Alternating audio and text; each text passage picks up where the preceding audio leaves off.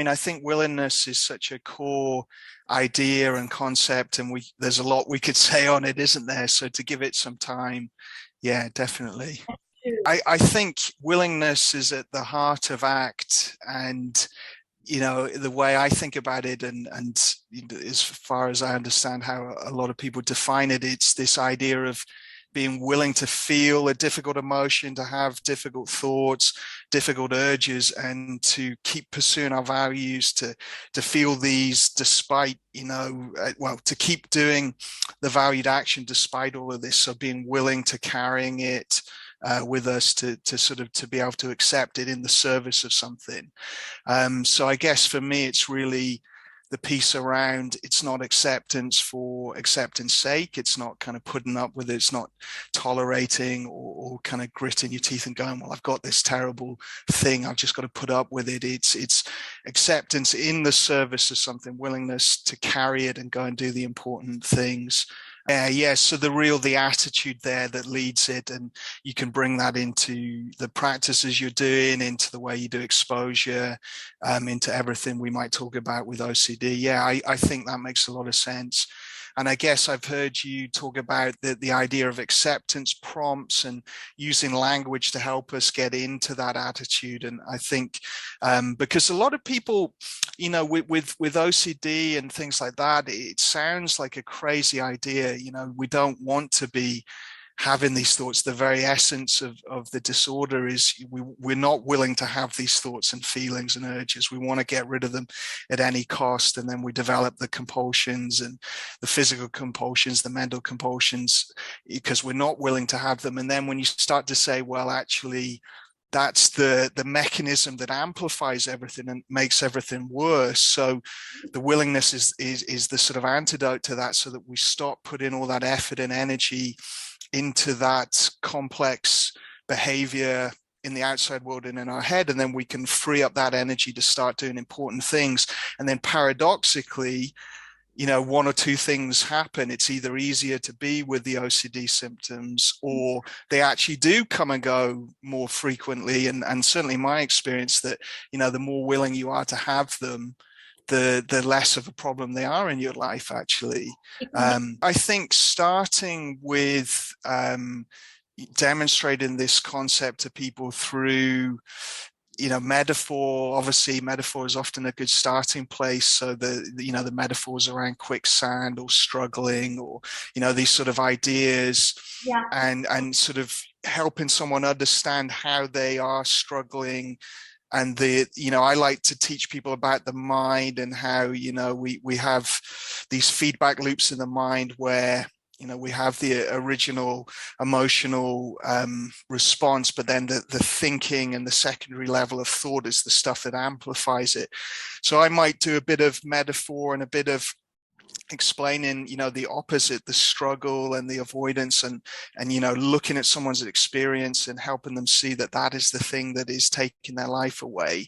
And then using that hopefully to motivate starting to learn practices and ways of doing, willingness and acceptance. So yeah, I guess, in a way it's creative hopelessness in ACT, really, isn't it? And then using sort of metaphors and psychoeducation to get the concept to someone. And then starting to do the practices, because it's all about practice at the end of the day. But I think people aren't, or, if you say to someone, we're going to learn how to accept OCD and anxious feelings, they're going to go like, what? Why would I want to accept this? And people's defenses come up and they go, well, if I accept it, does it mean I am the thing I'm frightened of, or the thing that I'm frightened of is going to happen? I don't want to accept anxiety. And there's a lot of myths around about controlling anxiety and techniques you can use, and self-help ideas and gurus out there teaching how you can control anxiety. So I think you have to help someone see that that struggle is the problem, and then move into teaching techniques and ideas and tools. Yeah. I think the pacing is so key, and it can actually be quite shaming when, I've had clients who come to me that have said that, they've worked with therapists or coaches or other people who've really pushed the idea of just pushing into everything at all points, and that they may have even done it themselves, the therapist or the coach. And then the client is like, well, I'm not, I don't feel as courageous as you. I don't feel ready to do that yet. And, they may have dropped out of therapy because of that, or they're actually, feeling a lot more shame. Whereas I think if we can go, okay, let's get the pacing right, and checking the willingness together, like you're saying, checking that attitude and that pacing, and then making it a smaller goal, a smaller step in the right direction, or building up our skills more before trying, doing more practice together, or more acceptance, diffusion, compassion practice before starting to do the values-based exposure. And then I think I was also thinking, as you were talking, really connecting someone to values and goals and all they want the life to be about, because actually willingness without that isn't really good for much at all, unless it's helping us move towards something. And then of course we've got ideas like the choice point and other things like that to help us work out those away moves, those towards moves, and then thinking about what life's going to be about. I had an interesting thought as I was thinking about that, though, is and I'm sure you've had clients like this as well, where people go, I'm not willing to do that, and actually this feeling is just too big, these thoughts are too distressing, and for all I'm doing a lot of compulsions and avoidance, actually it feels kind of okay just now, or it feels a little easier, and I'm not willing. Yeah, I love that. So starting with that empathy and compassion, checking the willingness and the workability, and in their experience, and then finding some smaller exposures that you could do.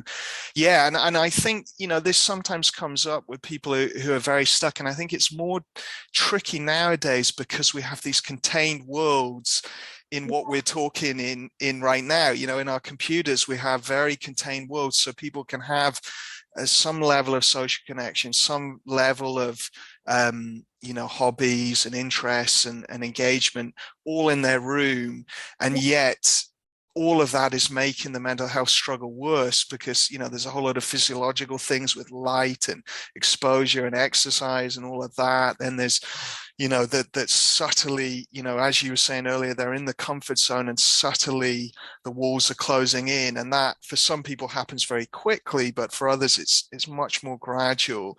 And then actually it is still painful in that place. People think, oh, it's a lot easier, I'm not having to face these difficult feelings, but there's a lot of pain. It's a really difficult place to be. Otherwise, obviously, you wouldn't be coming to therapy.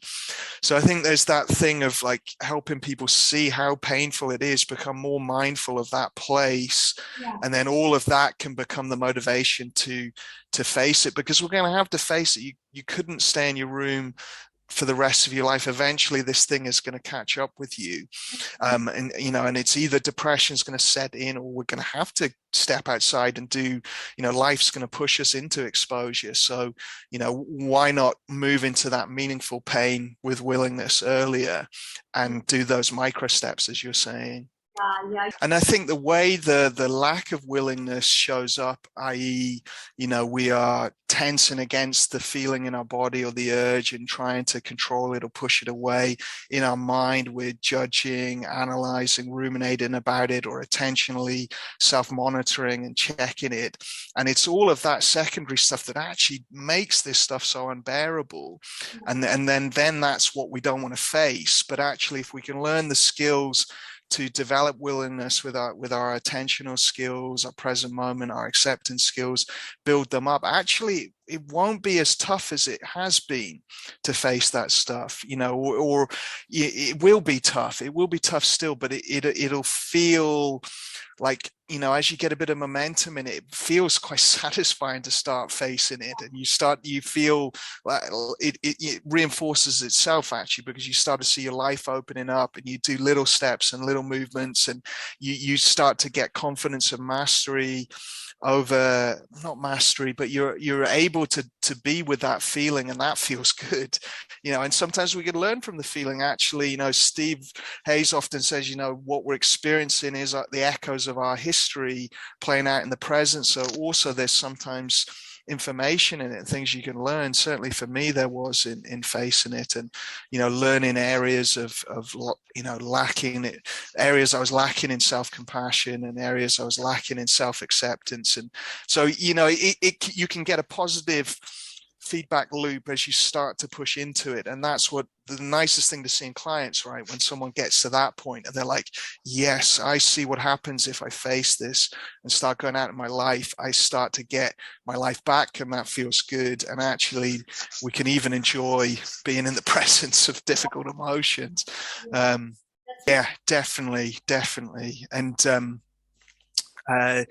if you can get willing with one emotion, then you're going to learn it with others. So, you know, something you could get willing to be with boredom, and that's going to help you with willingness with anxiety. I love cold showers for this reason. I have cold shower every morning, and, you know, in the winter over here, you know, you know, it can be a challenge, but just watching your mind and watching your feelings and noticing the reaction and noticing, you know, how your mind, you know, might try and talk you out of it, or how it judges it, or, you know, and then noticing, being willing to be with the positive feelings as well is another thing. You know, sometimes when you're struggling with, you know, things like OCD and anxiety disorders, we're not great with positive emotions either. So learning willingness with, you know, pleasant experiences. So with the cold shower, the feeling afterwards, like being willing to enjoy the buzz and the kind of invigoration. So, like, yeah, I love that idea, and I definitely do it. You know, I try and do that with lots of things in life, actually work it in different places. The only thing I would add is, you know, if anyone listening to this wants to try some practices, again, on my YouTube channel, I've got things like, well, dropping anchor could be used to help with this. We've got name, we've got self-compassion for feelings, a lot on acceptance for feelings and different things like that. So trying some of those practices, and then thinking about, you know, values-based committed action in your life, things you want to start doing again, and, you know, important things that you've lost, and you're not doing these hobbies or interests or seeing these people anymore, and applying those acceptance skills as you do it. So, you know, that would be the only thing, if just because, you know, we often think this all makes sense, but if you haven't read a lot about ACT, you still might wonder, okay, how do you literally do this in the moment? So, you know, and I've got an ACT-based exposure video which really walks through this as well. So yeah, we'll link to that.